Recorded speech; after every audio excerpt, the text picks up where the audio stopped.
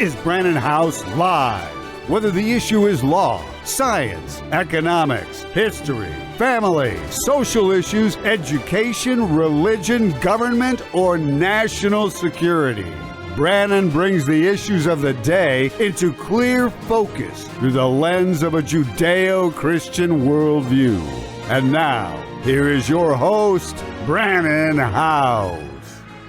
And good evening. Welcome to the broadcast. Glad you are with us. Going to be joined tonight by Colonel Tony Shaffer, Dr. Bill Lyle. What's that, Logan? Oh, my microphone. Doggone it. One of these days I'll remember to put the microphone on. I'm so used to the years that we had a microphone just standing right there. I never had to do it. Then we went back to the good old lapel mics. All right, joining me tonight is going to be Colonel Tony Shaffer. And then we're also going to be joined by Dr. Bill Lyle, Doctors for Life. And then we're going to be joined by Steve Kirsch. We're going to get an update on that young lady we showed last night, the just horrific video footage of what has happened to her. Her face completely going purple and reddish. Has to be blood leaking under there after she was forced to get what is said to be 3 vaccines to get medical treatment. And she's in bad shape, but I think she is making some improvement today. I think she may have been moved to a different hospital. We're going to get an update on that and a lot more by Steve Kirsch, and then some other breaking news tonight as well. Joining me first up is Colonel Tony Shaffer. Colonel, welcome back to Brannon Howse Live. Thanks for being here with us. Good to be here. Thanks for having me. Great to have you on. I want to go to a video clip right away. A border agent says the Biden-Harris administration blocked him from discussing the increase in illegal aliens with ties to encountered terrorists. I want you to watch this with me, please, and let's talk about it. Sure. Simultaneously, in San Diego, we had an exponential increase in significant interest aliens. These are aliens with significant ties to terrorism. Prior to this administration, the San Diego sector averaged 10 to 15 SIA arrests per year. Once word was out the border was far easier to cross, San Diego went to over 100 SIAs in 2022, well over that in 2023, and even more than that registered this year. These are only the ones we caught.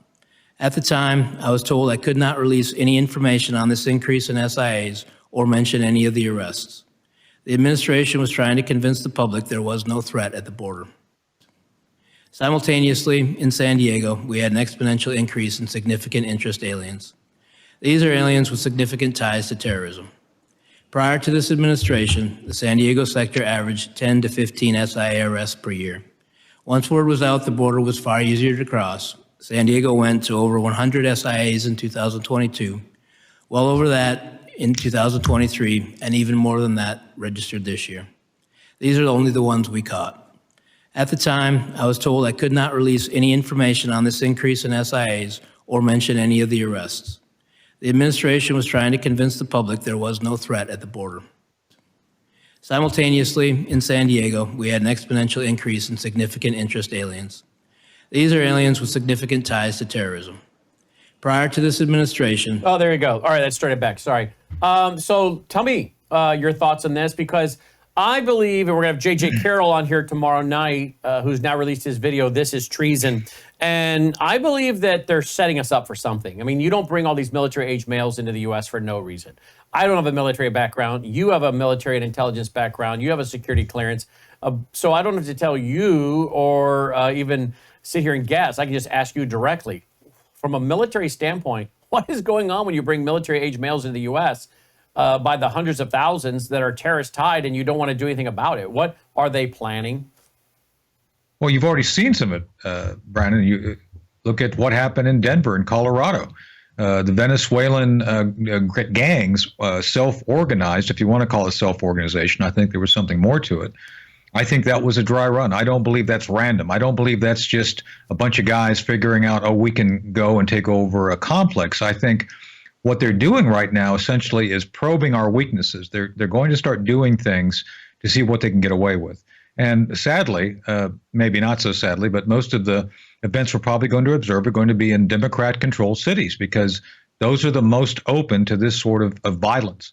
And so I think you're going to see more of this in the southwest border. Heck, my second book, The Last Line, was written about this very premise, the idea that the southwest border using any number of access points, using drug dealers and human traffickers to bring people in, would be a vector for the introduction of terrorism in the United States. I mean, we wrote that back in 2013.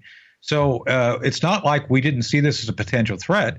And the bad guy in the book was Iran. So, Iran and some others have been sending folks across the border in great numbers. They have right now significant numbers of intelligence collection assets. We know from what President Biden's own FBI director, Wray, has said, that everything is blinking red. What I don't understand is, okay, Director Wray, it's blinking red. What are you doing about it? That's what's absent. So the more you all report on what we know to be true, this whistleblower coming forward, the question then becomes, why isn't the Biden administration doing anything to counter this? And that's something I think we need to really all start asking some really hard questions about. Yeah, absolutely. Colonel John Mills was on here Tuesday night, but he was on here about 2 weeks. I like John. Yeah, I know John. He was on here about 2 weeks ago, and he made the statement that he does not believe that these Venezuelan gangs are acting independently. He said, I agree. He believes it's very likely they are under CCP control. What do you think? I don't know if it's CCC. I think you have any number of groups who are right now, again, trying to come in and see what they can get away with. The Venezuelan government has been happy to cooperate with a number of organizations that hate us. That includes Iran. So I'm not. Maybe John knows more than I do. I wouldn't doubt the CCP or Chinese behind this, because China also right now is doing things like opening police stations in major cities. And again, Brandon, another question that's not been asked is, why does Tim Walz permit the CCP to have CCP police stations in Minneapolis? I think that's probably something that people should be asking about, but they're not. And of course, he now is under investigation by Congress, that is Walz, for his unreported trips to China. Speaking of someone who had a security clearance, he had a security clearance for decades, and yet somehow he never properly reported those visits. There's still a great deal of unknowns regarding what he was doing on those trips. And I know, being an operative, being a case officer, we look for people like him to spy against their own country. And someone like Walz, who's susceptible to control, I don't think he's all that strong of character. I think he is a true believer that somehow Marxism is a way forward. But back to the topic of people being here and organizing, I think that you're going to see more and more organization and testing of these groups inside the United States. And yeah, I think China is going to be one of them, trying to see what they can do. They've already bought great swaths of farmland. They bought some of the best politicians money can buy, Hunter Biden, Joe Biden. I think between you and me, that's why they shut down the whole Hunter Biden thing. Biden himself, I believe, forced Hunter into a plea deal because they don't want questions asked about, gee, where did all that money come from that Hunter got convicted of laundering? They don't want to talk about that because it came from China and some other countries such as Russia and Ukraine that are very much committed to undermining our system of governance.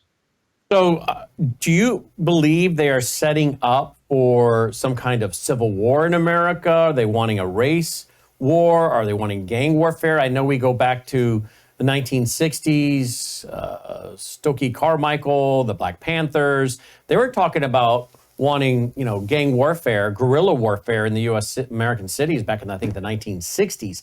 What is going on now? Because when you bring all these Haitians in here, we have reports that they are indeed eating geese. We have some reports that they are eating animals. We now have a report out of Florida from a news station on a play tonight where a family has lost 2 of their horses. I don't know if you've seen that or not, but I haven't seen it, but I don't doubt it. The family's like, look, these were like our kids. My kids are heartbroken. My wife is heartbroken. Of course, any of us that are, big into pets like we are around here, and I've owned, horses, they can be like big dogs. They're like, if you get a good horse. They're family members. Exactly right. If they're gentle and kind, they are like big dogs. And you put little children up on them and they seem to know they've got a little child up there. And I've watched, horses interact with that kind of thing between the adult rider, the child rider.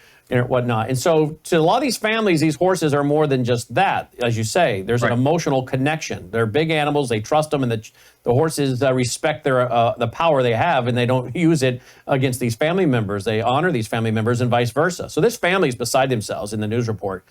And yet these horses were stolen, and they were butchered, and they were butchered to be eaten. This can only be for the purposes of creating animosity, chaos, division, conflict in the country. It's just, I said to someone today, we are under so many psychological operations right now, and the American people have no idea how many of them we're under. But I personally believe, Colonel, that this is part of that in order to sow dissension in the country and confusion so that people will react and they can then prove the narrative, like they did with January 6th. Trump people are domestic terrorists, they're a threat to democracy, and then they set up January 6th with these people who we don't know who they are, but there's, several congressmen say they look like feds, they act like feds, we think they're tied to the feds. They're doing these things, they're camouflaged, their faces are covered, they do the violence, and they spark the violence so that the narrative is now fulfilled. You see, we told you these people are domestic terrorists. Is that what's going on here? Is this setting the stage to get people to react so they can then crack down on our civil liberties? I think, well, there's a number of things. I mean, Gavin Newsom just signed a bill outlining parodies of himself. So, yeah, the left wing has shown what they want to do. They want to stifle free speech. Didn't Hillary Clinton just say yesterday that she thinks that you and I should be in jail because we don't buy into her lies? And gee, if we don't do that, ironically enough, you might recall she was actually fined. Her campaign and DNC were fined over $100,000 for false information for the Steele dossier and the Russian collusion narrative. So it's okay when they do it, Brandon, but boy, if anybody makes fun of them, you got to go to jail. So they're already doing that. No, I think the introduction of foreign illegal special category foreign nationals or the significant interest individuals, these folks are there to essentially normalize chaos. They want us to become numb and not look at all the things going on, because I think at some point in time, you're going to see things happen overseas that are going to force us to do something, and then they're going to act here domestically. So let's face it, in many instances, the federal government can barely do one thing well, and if you get multiple things going they have to respond to, you could overwhelm our system of response rapidly, and that means everything from first responders to the police to federal agencies. And if you do everything simultaneously, you could quickly overwhelm the system. I've said before, now not that I would do it, just to make that clear, I could shut down Washington, D.C. with 10 guys with box cutters. I could. I know exactly how I could do it. And that city would be shut down for at least 2 to 3 days.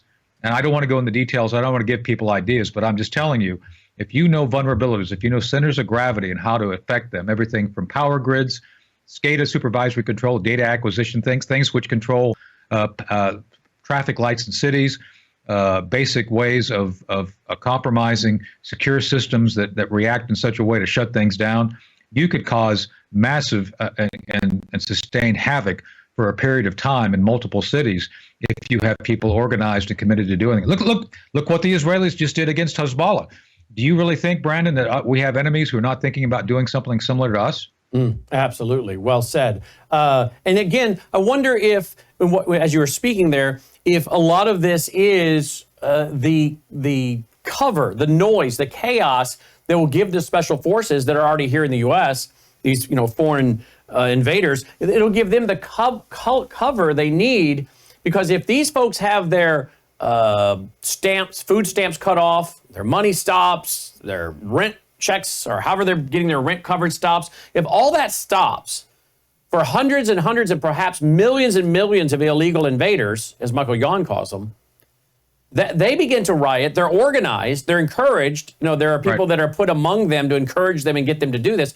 That becomes a humongous and massive distraction, as you were saying, for local, state, and federal authorities. Then you have that cover and those police and officials distracted, while the special forces that have been pre-planted use all that chaos to be able to go in and slip in and do incredible damage to the country that otherwise would stand out like a sore thumb, a bunch of people running around doing things. They're hardly going to be noticed those special forces due to the perhaps hundreds of thousands or millions they've got protesting. What's a few tens of thousands of special forces doing things hidden among millions that are protesting in American cities?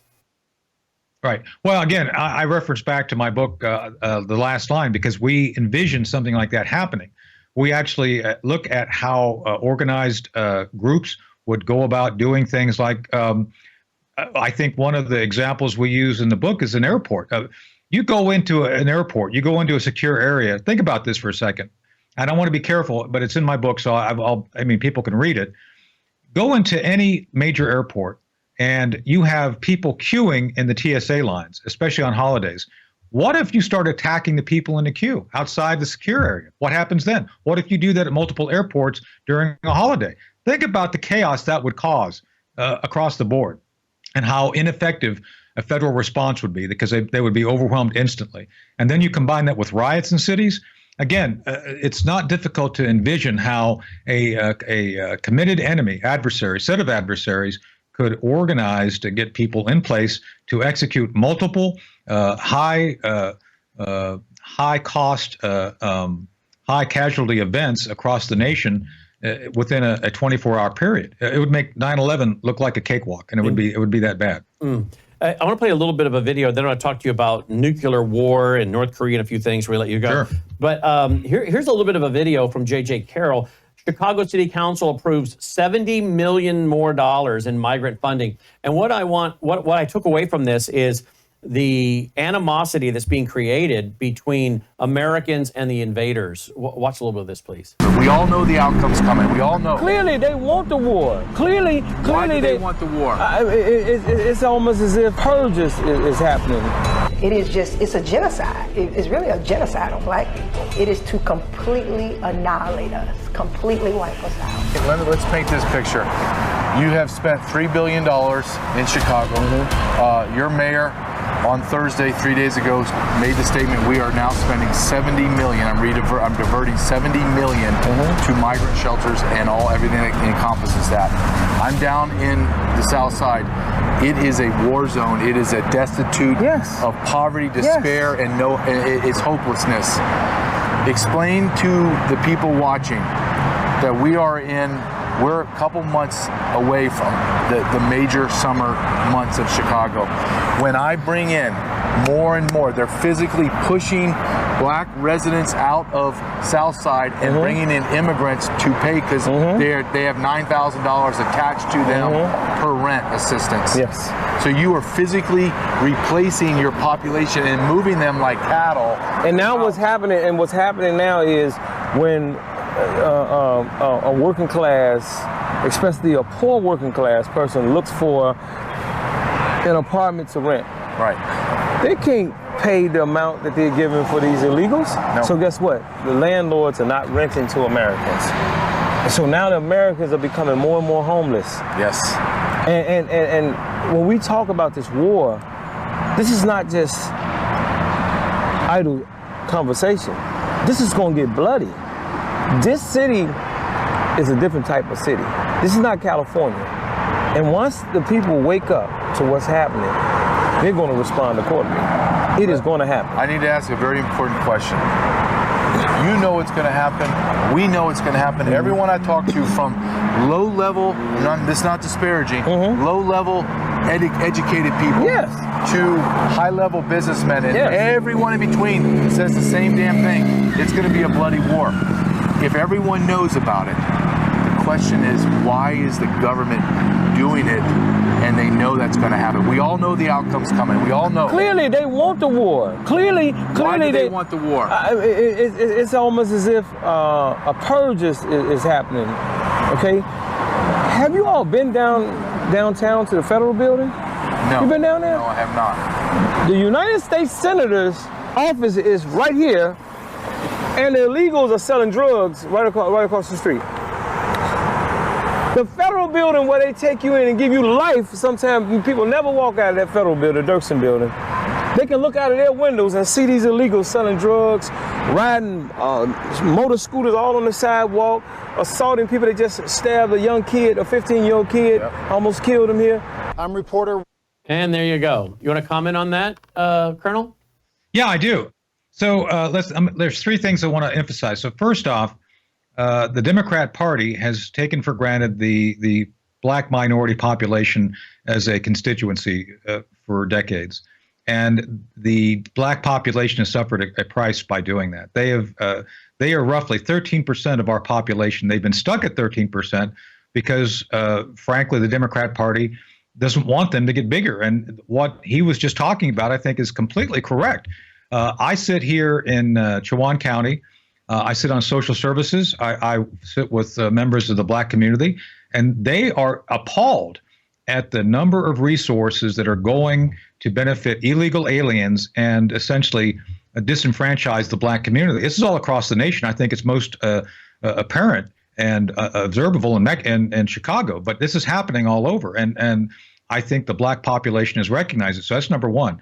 The Democrats, I think, are abusing the black constituency big time. Secondly, within the context of the chaos, again, you see minority communities seeing, or citizens seeing, benefits given to illegal aliens. Those benefits are taken away from the minority community.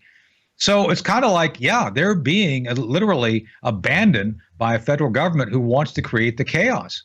And this is happening in all the Democrat-controlled areas. Every major metropolitan area that you see, this is happening. And I think the government knows it. We know it. The reporter, I think, is very accurate on this. So the question then becomes why? Well, I think the Republicans who are trying to essentially call this out as mistakes are wrong.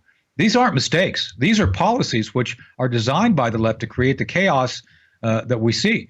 And I think we often, we call up Mayorkas. Oh, he's doing a terrible job. He's making mistakes. No. He's doing exactly what he and his party want. They've left the door open for the system of services to be overwhelmed, for them to be taken away from people who are citizens like the minority communities, to create the chaos, hate, and discontent we're seeing now. And then third, the last thing I want to bring up is the fact that in the context of where it's all going to dismantle the system of governance that we have enjoyed since the beginning of the Constitution. The idea here is the left has decided that they don't believe the republic. Heck, Brandon, the New York Times 2 weeks ago stated that the Constitution is an enemy to democracy. So they are saying what the Democrat and progressive left want. They want to dismantle the very fabric of society that's maintained the benefits and prosperity of our citizens for decades. So I think it's all planned, and I think we're seeing this as a system of systems that are supposed to basically disenfranchise those who should be given the benefits and enable those who are come here illegally to be given those benefits, so that you create the hate discontent that we're now seeing. Well said. You know, Kamala is making no apologies. She's a communist. Her dad was a Marxist professor, as we both know, as this audience knows. She makes no apologies for her beliefs. Tim Walz, he's come out and said that disinformation, misinformation, hate speech are not guaranteed under the First Amendment. Of course, we've said a million times who defines those terms, right? Now, Hillary Clinton, as you said tonight, is saying that certain people should be arrested and prosecuted for putting out disinformation and propaganda, or Russian propaganda. Again, these people are making no mistakes about their Marxist ideologies. In fact, here's a clip today of Kamala Harris. Folks, pay attention. Logan will boost the volume a little bit, but she is saying, we are going to go into the sanctity of your locked home and inspect how you have your guns secured. Responsible behaviors among everybody in the community, and just because you legally possess a gun in the sanctity of your locked home doesn't mean that we're not going to walk into that home and check to see if you're being responsible and safe in the way you conduct your affairs. I want you to hear that again. That's Gavin Newsom standing next to her. Community, and just because you legally possess a gun in the sanctity of your locked home doesn't mean that we're not going to walk into that home and check to see if you're being responsible and safe in the way. So just because you're in the sanctity of your locked home doesn't mean we're not going to walk in and check and see if you're being responsible. These people have no respect for the Fourth Amendment, unduly search and seizures, be securing your persons, your papers, your things, the First Amendment, the Second Amendment. I mean, these people are openly telling us who they are. And in fact, I have a video clip. I don't know if I have it here right now, but I have a clip I played earlier today where Kamala is stating, when I was raised, the children belong to the community. The children of the community belong to the community. That, again, that's pure Marxism. So these people, Colonel, are at least they're telling the American people that are listening what they are. Well, remember, Hillary Clinton wrote a book called "It Takes a Village," which right.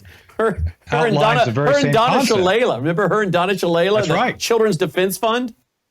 Yeah. So no, they've not hidden at all what they're doing, and she wants to export California values to the nation. And so you everything you see in San Francisco, the feces covered sidewalks, the people living on the streets, the Chicago failures, that's what they want for the entire country. And I think this is what we have to understand and what we're up against. So there's no doubt that they're seeking to create the conditions for Marxism. And I actually, if people follow me on Twitter, they see me always labeling Kamala a Soviet. This is Soviet level thinking, Soviet level wrongdoing. It's all related to the communist system, which they're promoting and trying to insinuate on all of us. And that's what's going on. In fact, here's that clip of her saying that the children belong to the community. I grew up understanding the children of the community are the children of the community. Let's play that again. The children of the community. I grew up understanding the children of the community are the children of the community. Yep, and again, that's the collectivism of the socialist, right? No individual rights, the collectivist. It's like Maria von Trapp in her book, which of course is the basis for the classic movie from the 60s, Sound of Music, said that they would be brought into their school assemblies and the Nazis would tell them, ignore your parents. They're not the future, you're the future, right? Exactly. I want to transition to what just took place. I guess something happened over in Russia. There's been pictures and images of it. Here we go. Let's play this. I don't know what this is, Colonel, but there was a lot of this going on last night. I don't know if you've been able to verify it. Some are saying these are drone strikes, that maybe a munitions plant in Russia was hit. But this was, 24 plus hours ago. What do you make of this? Because here we played yesterday the Secretary General of Nato, Hans Stoltenberg, saying, look, I believe we should lift restrictions on long-range missiles for Ukraine to go, shoot into Russia. And of course, Putin's saying, you guys do that, we're going to war. And these guys just keep pushing it and pushing it and pushing it. It seems to me they want war. I think war checks all the boxes, from the banking crisis to stripping us of our liberties and freedoms, the things they can do during a war. But what are you hearing the latest on what these images we're showing? Well, Stoltenberg also said that in the context of responding to the questions about this explosion, it's like, well, it's no big deal because Putin has said he had red lines, we've crossed them, and no big deal. Well, that's not true. The Russians have responded to certain red lines, and this is one of them. So I do believe that NATO, Stoltenberg, wants to expand the war. They've used very bellicose, provocative language to try to get Putin to react. I think this is another instance of that. I don't believe this. Some people were speculating this was a nuclear weapon. It wasn't a nuclear weapon, but it was some sort of a major ammunition dump within Russia. And I think it was from a drone strike from the Ukrainians. And I think you're going to see some level of response from Russia. And mark my words here, the Russians are serious about their red line regarding nuclear weapons. They feel if there's a potential of NATO coming in and doing things to jeopardize their ability to protect their territory, they have said they have the right to use nuclear weapons, and I don't believe they're joking at all. And the progressive left and globalists, because they're together on this, the neocons, have no problem with that. It's a very Malthusian concept. They think that, okay, we go to war, we lose a few million, so what? Remember, these people all think there's too many humans on the planet, so what's a few million humans dying in a nuclear, conflagration? They don't care. So it's a very dangerous time because you have people who are literally narcissists in charge who really believe somehow that a nuclear war would benefit them because they could continue to insinuate themselves and do all these other things to create this global system of governance, which they've been seeking for a long time. Before I have you promote your website, we conclude. I spent Saturday and Sunday reading a lot, and I'm reading this book, Nuclear War, A Scenario, by Annie Jacobsen. I don't know if you've had a chance to read it. I'm sure most of what's in here. I have not. I'm sure most of what's in here you already know because of your military background. But she is quoting a lot of people that at least some of them that I know. Dr. Peter Vincent Pry, the late Dr. Peter Vincent Pry, our mutual I know friend. Dr. Pry very well. Yeah. He was quoted in here and provides, he's mentioned right away as one of the first interviews. But what's very interesting about this book and scary is, I'll quote a couple things, you can respond before we close. The U.S. government has been preparing for and rehearsing plans for a general nuclear war, a nuclear World War III that is guaranteed to leave at least 2 billion dead. Is that an overstatement? No, if you look at the range of weapons that are available and the number of weapons which are deployed in all the nations of the world, you could see a massive loss of population. And I'm not talking about initial use of nuclear weapons, the fusion fission weapons that we're talking about, hydrogen bombs.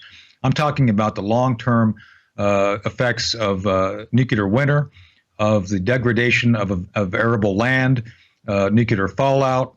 All these things could go about eradicating the majority of the human population from the world. And so it is feasible. And again, there are certain people in positions of power who somehow believe that they would survive and be just fine. It's a very dangerous set of circumstance. And if you listen carefully to the World Economic Forum and what they say about control of human beings, they think of us as a resource.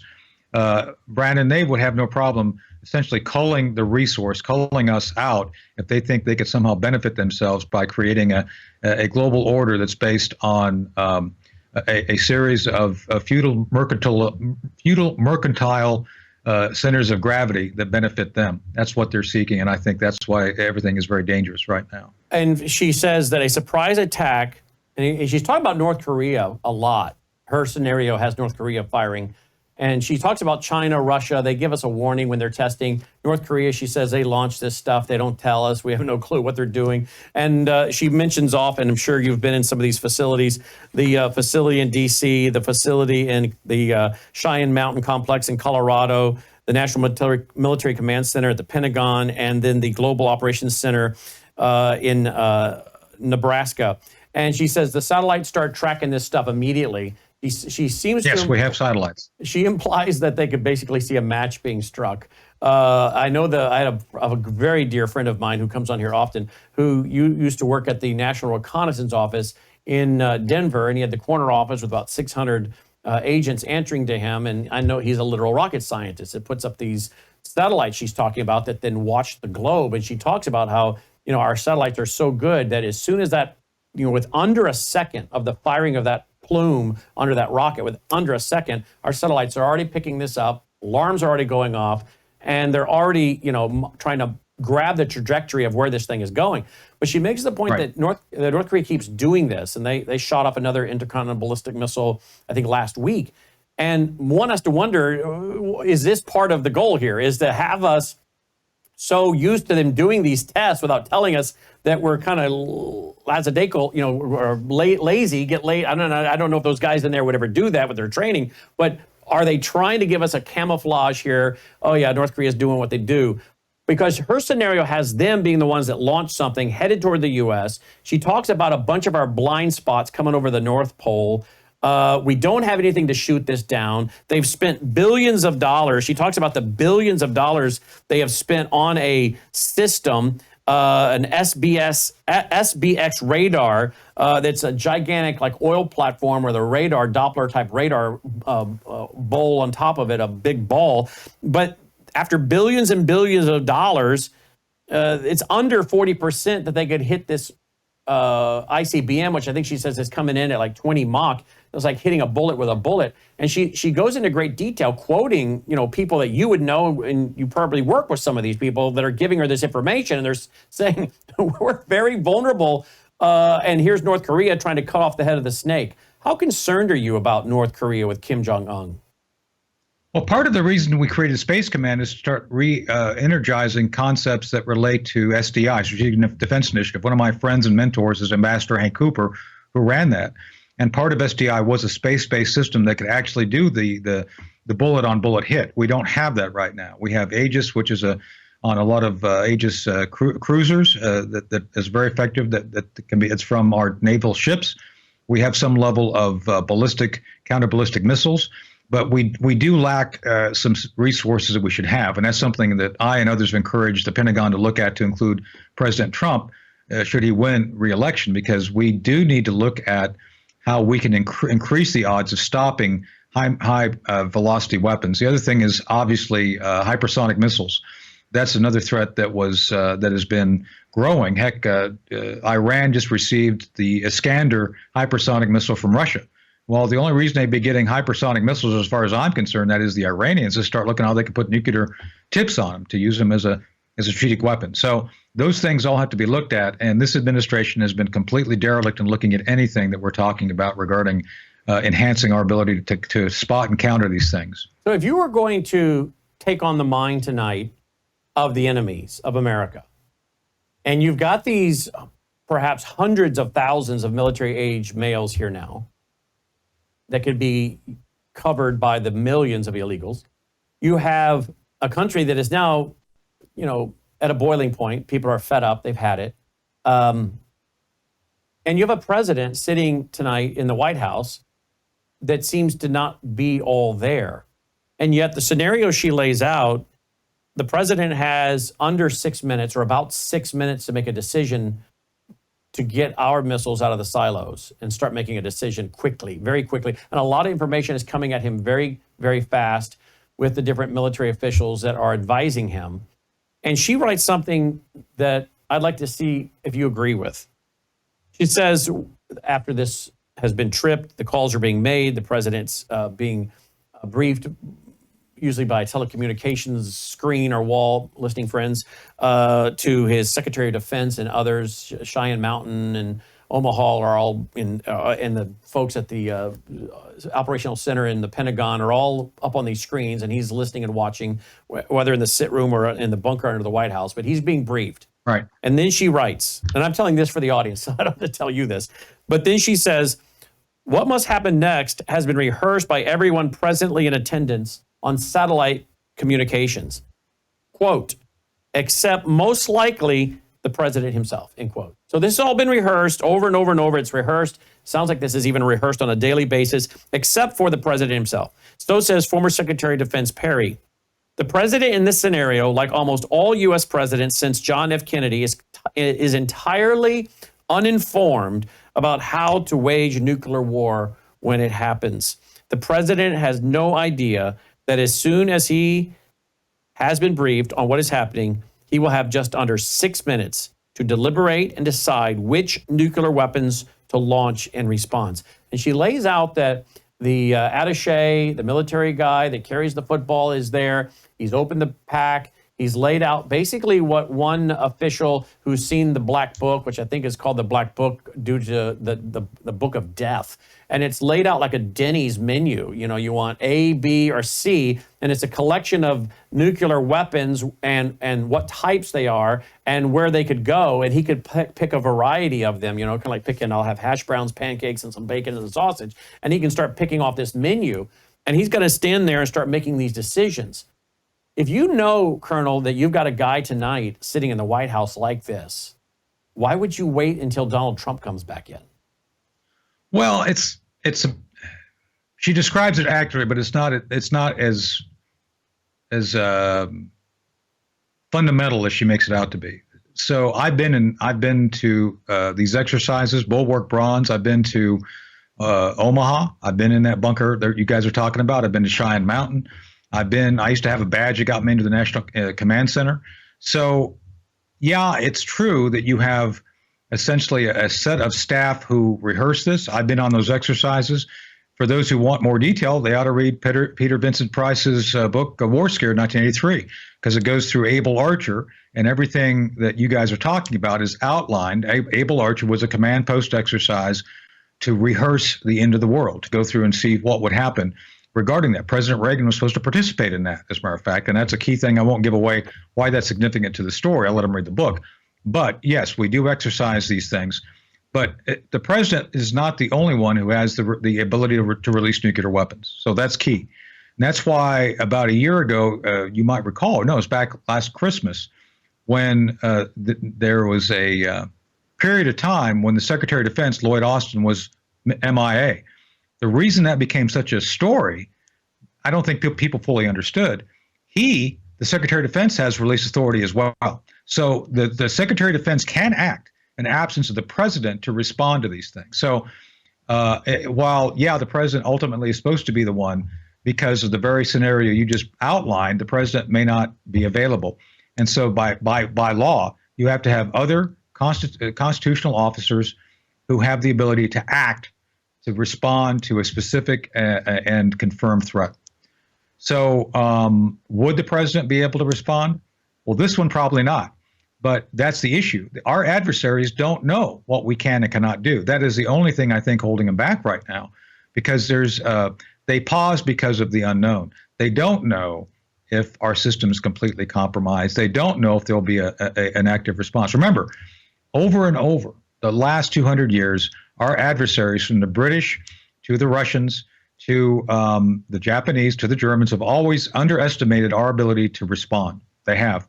That's why in the big wars, we've lost some of the smaller ones, but in the big wars, we've always come through. And it's the fact that the adversaries who have challenged us in the past have always lost. The big wars is what I think creates pause in the minds of those right now who challenge us, because they just don't know. And it's that unknown that I think is saving us right now. Look at this, folks. You should get his book, The Last Line, a novel. Colonel Anthony Shaffer, New York Times bestselling author of Operation Dark Heart as well. The Last Line. It's a novel, but folks, it's based on fact, and you should read it to understand what's happening and the dangers that our country is facing. Also, you have a daily, or I guess occasional podcast. How often is your broadcast? Well, no, we do different things. But by the way, in the book, in The Last Line, you mentioned that we actually use some of the same technology to take out drug dealers all at the same time as the Israelis used against Hezbollah. I mean, just saying, it's like we were able to get some of the storyline, which we just observed, into the book, because maybe we have known about this for a while. Anyway, I do a number of programs. The Hard Truth on the America Out Loud Network on Saturdays and Sundays at 11 o'clock, both days. And then I'm filling in for Ed Henry right now on his show on something called Wake Up Patriots on Rumble, Mondays, Tuesdays, and Wednesdays from 9 to 10. So we actually interact with the audience and have great discussions with patriots who, we had Robert Spencer, who's an expert on radical Islam, as well as, believe it or not, Susan Olson of the Brady Bunch, my friend Susan, who is a counter-jihadist. So Susan was on there with us talking about this. Last week we had Cherie Curry from the Runaways. We have some interesting people show up. Wow. Who you may not actually think are conservatives are concerned about the current situation. So Is that the Olsen that played Cindy Brady? That's correct. Yes, she's a conservative now, huh? She's always been a conservative. She just had to hide it. We talk about that. Oh, yeah. There's a number of conservatives that kind of, my friend Bob Hayes, remember Airplane? Yeah. Robert Hayes, Bob and I are close friends. Bob's a conservative. So there's a lot of, you can never tell who's going to show up on our show who turns out to be a conservative that you didn't know. So pretty fascinating. Now, if people want to follow all the shows, I'm guessing if they go right here to your handle on X, they can do that? Yeah, I tweet out what I'm doing. Yeah, they can always check out what we're doing. So absolutely. Do you have another website you want to promote? Just Project Sentinel, projectsentinel.com.